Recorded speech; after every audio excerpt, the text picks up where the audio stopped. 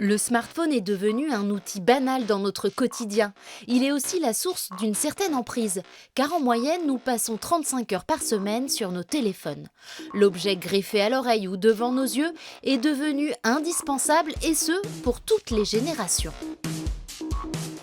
Des fois TikTok, des fois Pronote pour voir mes devoirs, des fois YouTube, appeler ma famille, tout ça.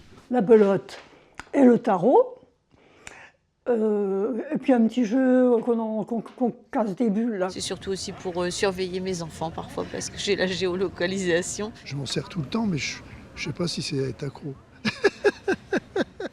Espace de sociabilisation et de divertissement, ces applications consommées sans modération posent de sérieux problèmes de santé physique et mentale qui peuvent entraîner de l'addiction.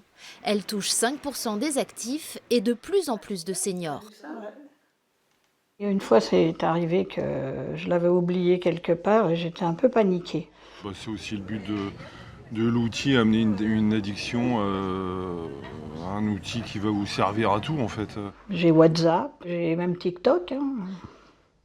Enfin, j'y vais plus, je l'ai fermé parce que je trouve que c'est un peu... Enfin, c'est trop addictif. Tu restes là-dessus, tu vois les images en permanence, tu t'arrêtes plus. Chez les adolescents, 43% avouent consulter leur téléphone la nuit et 1 sur 10 montrent des signes d'addiction. Je les vois arriver le matin, ils marchent avec leur téléphone, en regardant leur téléphone. C'est même dangereux. Et ils l'éteignent au dernier moment. Et à peine ils ressortent du collège, hop, ils le rallument. Oui, oui, ils sont accros, bien sûr. Je joue trop tard. Ah, tu joues jusqu'à quelle heure? Jusqu'à 1h. Je reste beaucoup des fois sur mon téléphone. Je dirais par jour. Ouais. 8 heures. Ça m'inquiète énormément parce que je vois mes petits-enfants, enfin mes enfants avec leurs petits-enfants, il faut vraiment... C'est vraiment un peu la guerre, quoi. Pause numérique imposée dans les collèges, surveillance accrue dans les résidences seniors, autorégulation, autant d'actions de prévention des risques pour parvenir à un usage raisonné.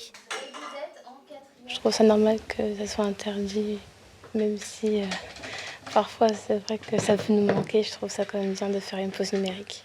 Parfois, carrément, je me limite de regarder le téléphone pour faire autre chose que de regarder. Le soir, je suis plus à couper en arrivant chez moi, 18h terminé et puis c'est coupé, quoi. Mais quand on ne parvient pas à couper, le smartphone devient un outil dangereux qui peut nécessiter de consulter un professionnel.